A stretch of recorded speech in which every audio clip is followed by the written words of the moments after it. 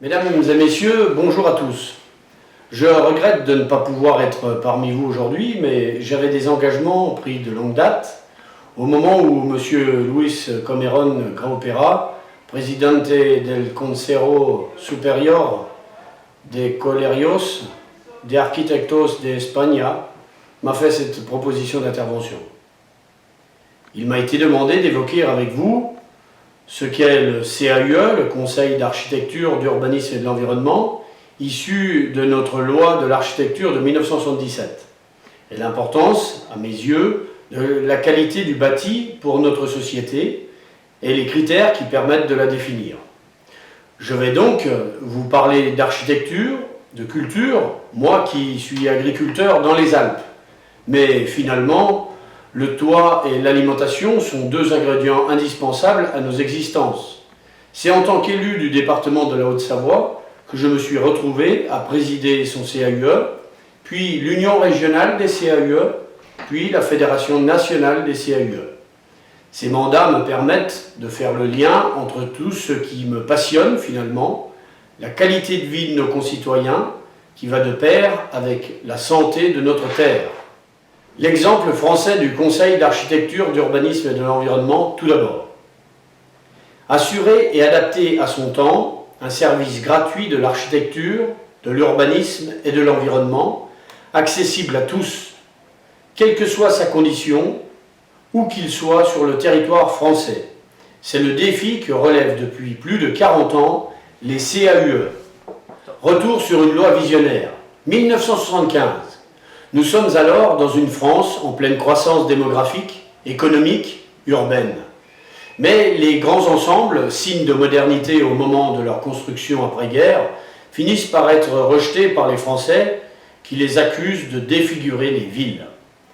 Après de nombreux débats au Parlement, après des rivalités entre ministères, le législateur finit par décider « il faut une loi qui oblige à un effort sur la qualité architecturale ».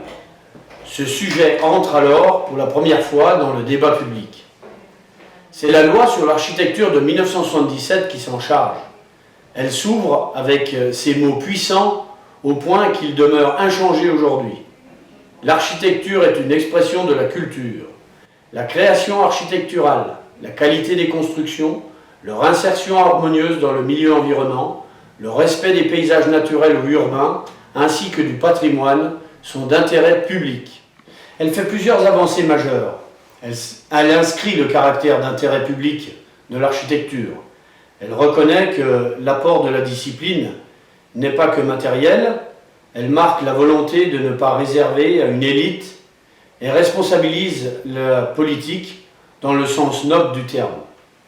Elle rend obligatoire le recours à l'architecte au-delà de 170 mètres carrés, c'est 150 mètres carrés aujourd'hui. Elle encadre et renforce la profession d'architecte. Elle crée le CAUE, Conseil au sens council d'architecture, d'urbanisme et de l'environnement. Ce mot environnement a d'ailleurs failli ne pas conclure le sigle, mais la conférence des Nations Unies sur l'environnement était passée par là en 1972 et la France venait de voter une loi fondatrice du droit de l'environnement.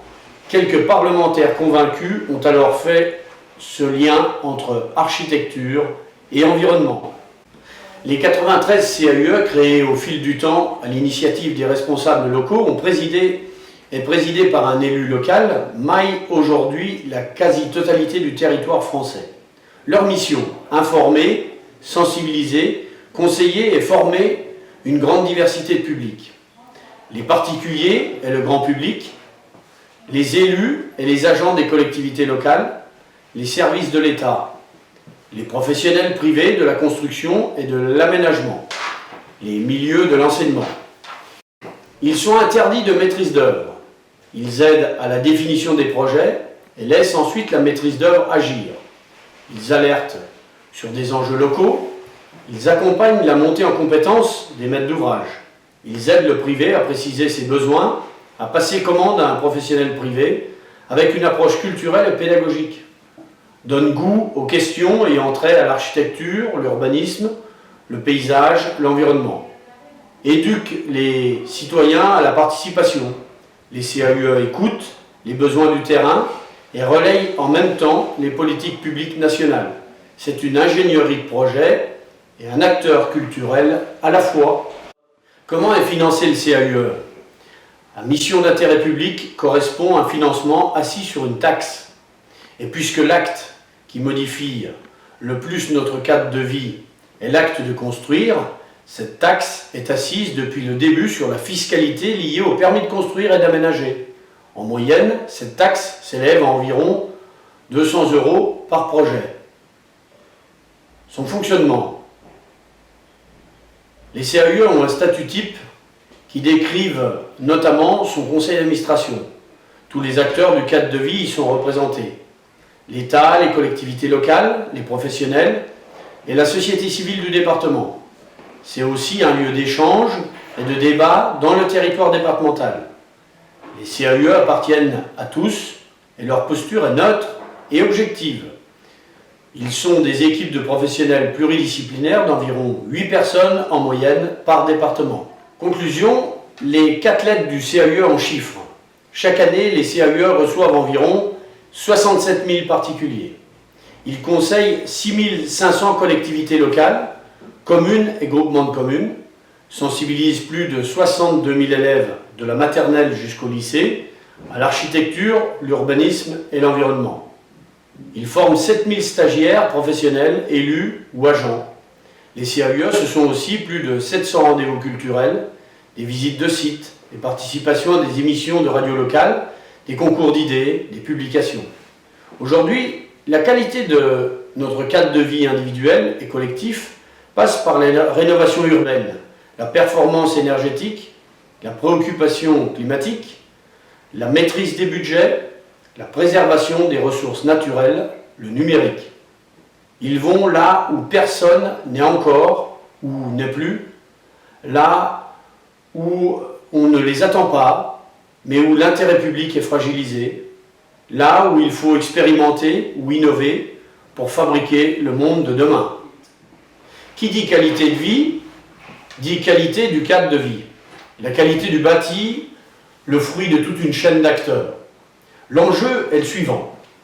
Il faut faire en sorte qu'un euro investi à un moment donné le soit avec les bonnes personnes pour un bon projet au bon moment.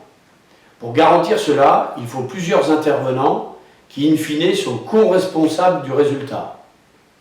Le maître d'œuvre, architecte, maître de l'œuvre, qui doit être compétent, formé au développement durable, capable aujourd'hui de travailler en équipe avec un urbaniste, un historien ou un sociologue par exemple. Celui qui réalise, l'artisan, le chef d'entreprise, formé et qui doit être aussi compétent. Le maître d'ouvrage, le maître de l'ouvrage, qui sait exercer cette responsabilité de la commande et du suivi de celle-ci. L'habitant ou l'usager, celui qui s'approprie la construction, qui comprend ce qui l'occupe et qui sait en faire un usage durable, la maîtrise d'usage. La collectivité qui a fixé les règles d'aménagement, d'urbanisme et de construction particulières au territoire du projet. Et enfin, celui qui fait la loi, qui encadre les possibles et les obligations de chacun de ces acteurs avec plus ou moins de bonheur. Focus sur l'art de la conception. Il y a d'abord des constances dans l'art de bâtir. L'architecture est un art du quotidien depuis des millénaires. Depuis Vitruve, architecte romain, et toujours aujourd'hui, elle s'appuie sur 3 premiers principes incontournables qui persistent dans le temps. La solidité, c'est le choix du bon système constructif et la qualité de mise en œuvre de la construction. L'habitabilité, c'est la recherche dans le projet du plus grand confort par rapport à l'usage du bâtiment. Le fonctionnement, l'orientation, la distribution des espaces, les volumes, surtout les vides, les pleins, la lumière, l'acoustique, l'ergonomie, la thermique. La beauté, c'est l'harmonie dans les proportions, les matières, dans la relation du bâtiment à son environnement. C'est la part qui se partage avec les autres, même s'ils n'ont pas l'usage du bâtiment. C'est donc une valeur forte, autant pour l'usager que pour le quartier ou la collectivité. La qualité architecturale n'est donc pas si subjective. Si une banalisation de l'architecture fait parfois jour, c'est souvent parce qu'elle est pensée partiellement, d'un point de vue seulement technique ou économique ou d'usage. Ce qui menace aussi la qualité du bâti, c'est une surproduction de normes et de lois qui perd la maîtrise d'œuvre. Une difficulté à penser en amont l'économie d'un projet en incluant son coût d'usage et une revalorisation des métiers manuels de la construction qui peine à se faire. Afin de soutenir une architecture de qualité, chaque acteur doit avoir conscience que le projet est le résultat de l'enchaînement de multiples éléments qu'il investit pour donner du sens à l'action d'habiter ou d'occuper et au partage qu'il fait de ce projet avec la collectivité. Le rôle des CAUE dans cette chaîne. Le CAUE intervient auprès de chacun de ces acteurs à des moments différents. Il est aux côtés des maîtres d'ouvrage publics. Il conseille les collectivités. Il forme les élus à exercer leurs responsabilités d'élus. Il les sensibilise à la qualité architecturale et urbaine. Le CAUE reçoit les particuliers qui ont des envies, des idées, et les aide à préciser leurs projets et, si besoin, à passer commande à un professionnel. Le CAUE forme les artisans, les architectes. Le CAUE éveille chacun à la culture architecturale, c'est-à-dire qu'ils mettent en œuvre des actions pour faire naître une nouvelle relation positive entre l'habitant et son environnement, le rendre responsable et rendre plus intense le plaisir d'habiter. C'est la contribution originale du réseau national que je préside à la qualité architecturale en France. Je vous donne donc rendez-vous en France, quand vous voulez, pour venir voir de près ce qu'est un CAUE. J'aurai un immense plaisir à vous accueillir à Annecy, à Lyon, à Paris. À bientôt, j'espère, et merci de votre attention.